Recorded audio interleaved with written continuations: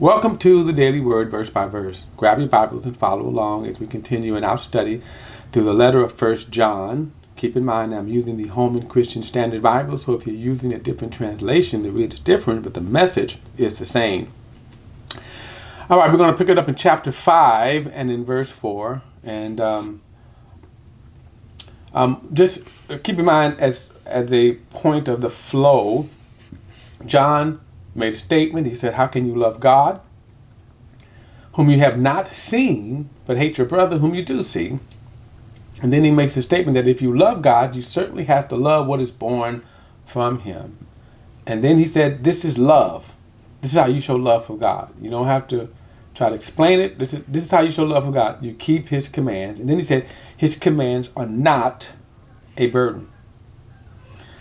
Why? Because whatever is born of God overcomes the world. How do we overcome the world?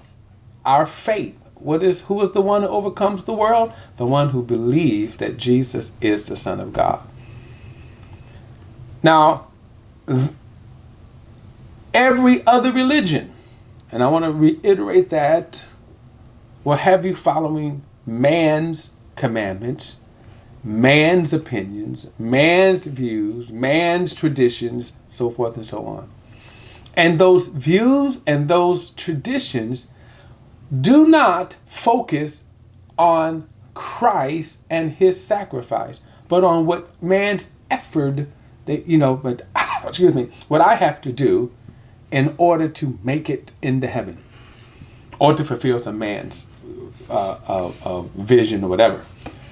So he says that who is he that believes, who is he that conquers the world, but he that believes that Jesus is the Son of God. Now, verse 6, Jesus Christ, he's the one who came by water and blood, not by water only, but by water and by blood. And the Spirit is the one who testifies, because the Spirit is truth. Now, again, why the focus on Jesus? I mean, the obvious answer, of course, he is the Lord. He is the Son of God. He is the reason why we're saved. But my point is, John was bringing this back because, remember, he identified the humanity of Jesus. That Jesus is 100% man and he is 100% God. And as the false teachings were infiltrating at this time, one of the things they denied was that Jesus came in the flesh. So he emphasized this humanity part, that he came by water and by blood. When the soldier pierced Jesus' side, water and blood came out, okay? And which certified that Jesus died, by the way. So verse 7, for there are three that testify, the Spirit, the water, and the blood, and these three are in agreement. So God gave testimony to Jesus by the Spirit. He spoke from heaven, this is my beloved Son, whom I'm well pleased. Jesus worked many miracles. And then he also testified, of course, by the water and the blood. In other words, the idea that they testified to Jesus' humanity as well as his deity. Okay? So verse 9, if we accept the testimony of men, God's testimony is greater, because it is God's testimony that he has given about his Son. Now, the only testimony, and I sort of, in the last video, I highlighted some of man's theology and man's opinions and all these different other religions. And they are all purely the testimony of men. And what John is saying here, if you accept man's testimony, well, God's testimony is greater. We also need to understand that what God is only testifying about. So God is not testifying about a man, although there are a lot of people today who make it their interest to say, well, I'm the anointed, I'm of God, I'm a prophet, I'm this.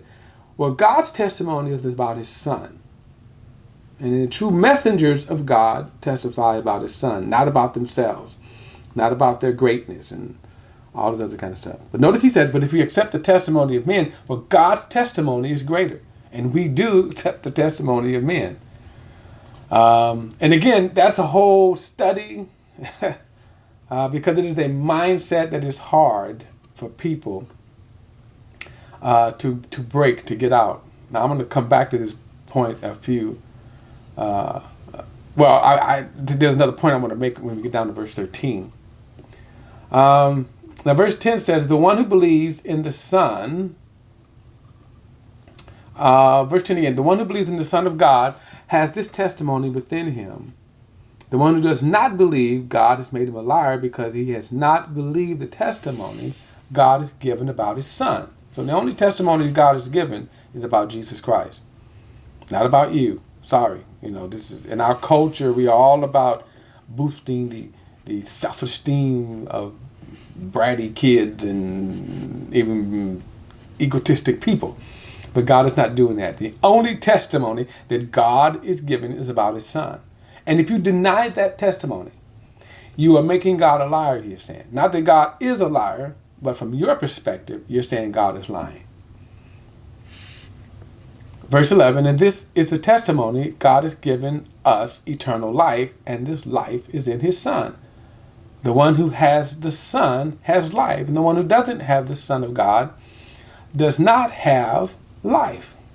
Now, I said I was going to pick it up in verse 13. Actually, verse 12 I wanted to come back to, because this ties back to the when I said that when we're following man's testimony, when we're following man's teaching, and we're following man's religion and all his commandments and all that, all the things, and they're a burden because they heap upon us burdens. They heap upon us. They heap upon us all of these things that will not give us life. At the end of the road, you can fast twice a week. You can say, I get up in the morning, I pray from 4 a.m. to 6 a.m. and then I read the Bible from 6 a.m. to 8 a.m. and I fast 3 times a week. I do all of these things, but do they give you life? And the only one, notice he said, the only way you can get this life is by believing in his Son. It's kind of funny because a lot of people ask the questions. They will say, are you saying, for example, that Mother Teresa, and they always pick that Mother Teresa and her life of works, are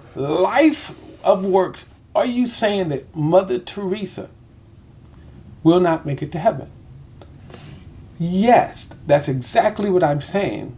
That if the only thing that Mother Teresa is resting on going to heaven is her life devotion of good works, she is not going to go to heaven. Why? Because her life devotion of good works did not give her life.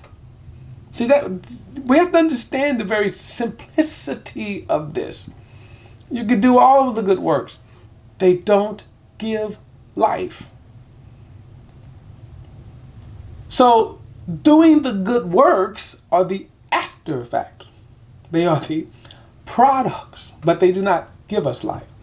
My giving life, my receiving the life of God is what? Based on faith.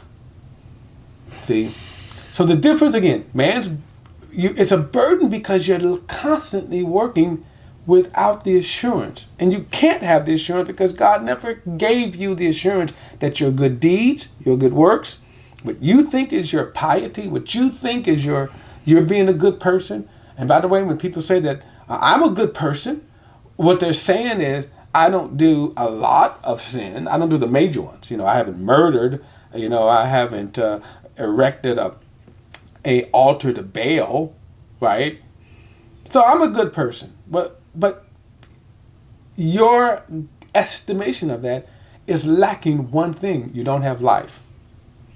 Why? Because he said, this life is in his Son. This life is in his Son. All right, I'm going to pick it up at verse 13 next time. And I'll see you then.